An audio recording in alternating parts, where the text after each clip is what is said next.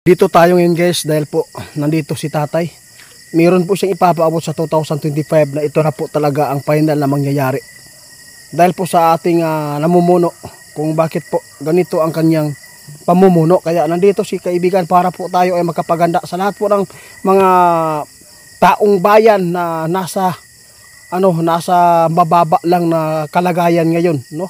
Mga hanap buhay nila. Mag-ingat tayo dahil po mangyayari po talaga ang ipapaabot ng ating kaibigan ngayon. Meron po siyang nakikita sa 2025. Parang hindi na ito maganda ang takbo ng presidente natin. Kaya kasama ko si tatay. Tay, ito po daw ang kanyang paabot sa atin guys ha. Nakita po ninyo yung mga kaguluhan po dito. Sabi po ng ating kaibigan, kawawa po talaga daw yung nabubulag, no? Mas lalong dumaami ang mga kaguluhan dito sa atin dahil po sa ating namumuno. Tay, unsa man ang inyong nakikita karon sa 2025, labi na ang kwarta, yung pira na kinuha po dito sa Land Bank at saka doon sa PDIC at saka doon sa PNB, yun ba, tay? Ito po ang dahilan na sisiklab po ang kaguluhan.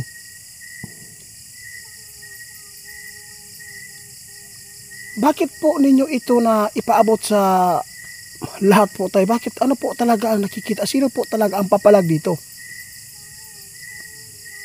Nakakatakot po yan, tay. Guys, mayroon pong kinatatakutan po ang ating kaibigan na duwende kasi po maraming madadamay dito sa kaguluhan, no?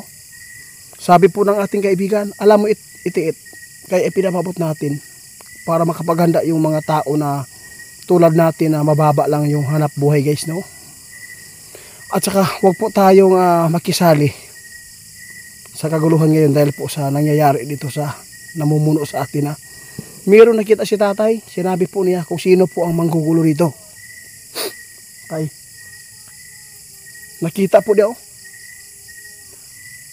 Nako, ito po yung napakahirap po talaga pigilan. Yung mga pulis at military na mga matataas na mga posisyon noon na mga retirado ngayon, active pa rin ang kanilang samahan. Ito po ang tatakutan po ng kaibigan po natin duwende dahil po nakita po niya sa 2025 magkaroon na ng pagbabago na hindi maganda. Pag sinabi natin pagbabago guys, dapat sana maganda yun, di ba? Pero iba yung pagbabago na tinutukoy namin.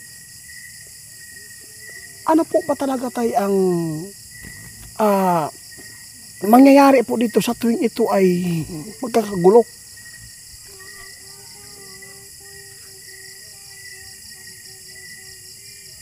Naku po, ito po talaga yung nakita po ninyo.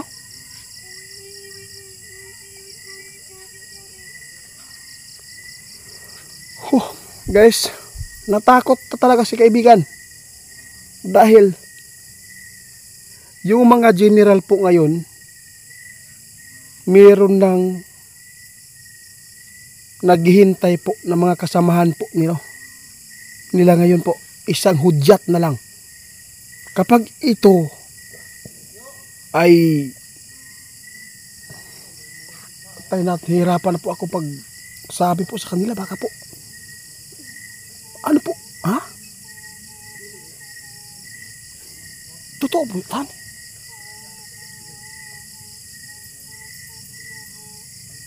Guys, sabi po ni tatay, natatakot po siya dahil po maraming buhay dito masisira. Sa 2025, sana po hindi mangyari ngayong January ha. Ito po ang kinatatakutan ni tatay. Isang hudyat na lang. Isang utos na lang po guys ng mga retiradong mga general po ngayon. Dahil po sila po talaga ang papalag ngayon. Marami pong mga na retirado, na umalma na po sa kagagawan po ng ating namumuno. Alam po ba nyo guys, si BBM talaga ang nagbigay po talaga ng kaguluhan ngayon. Sa totoo lang. Si Duterte, nung siya po namumuno, sabihin po ni tatay, wala po kaming pinipili guys. Ang kanyang pamumuno noon, puro patayan. Pero, ang pinapaktay nila, yung mga taong salbahe.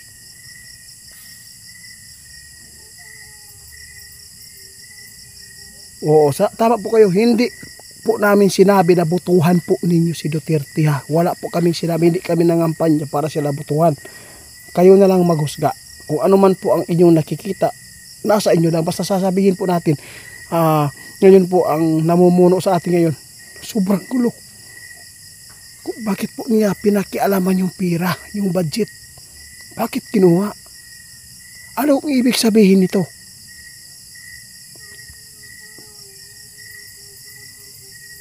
Natatakot ang ating kaibigan kapag ito, yung pondo na kinuha nila na pera, kapag ilalaan po ito sa budget sa 2025 na hindi po magugustuhan po ng taong bayan, yung mga retirado, nagretiro ng mga sundalo, pulis, at iba pang mga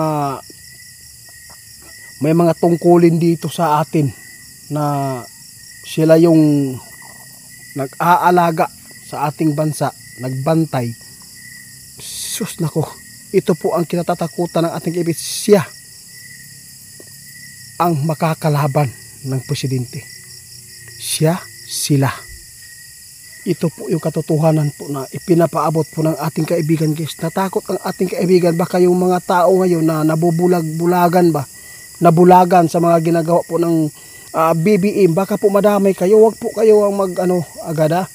Pabayaan po natin ang Panginoon na maghusga dito kung sino ang kanyang ipapahiya dito. Tay, sa totoo lang tayo, nag-alala din po ako ngayon kasi marami pong mga nabulag ba. Oo.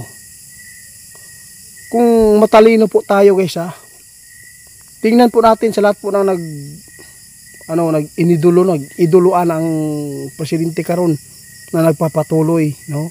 Huwag po niyong isukal yung buhay ninyo dyan. Yun po ang totoo.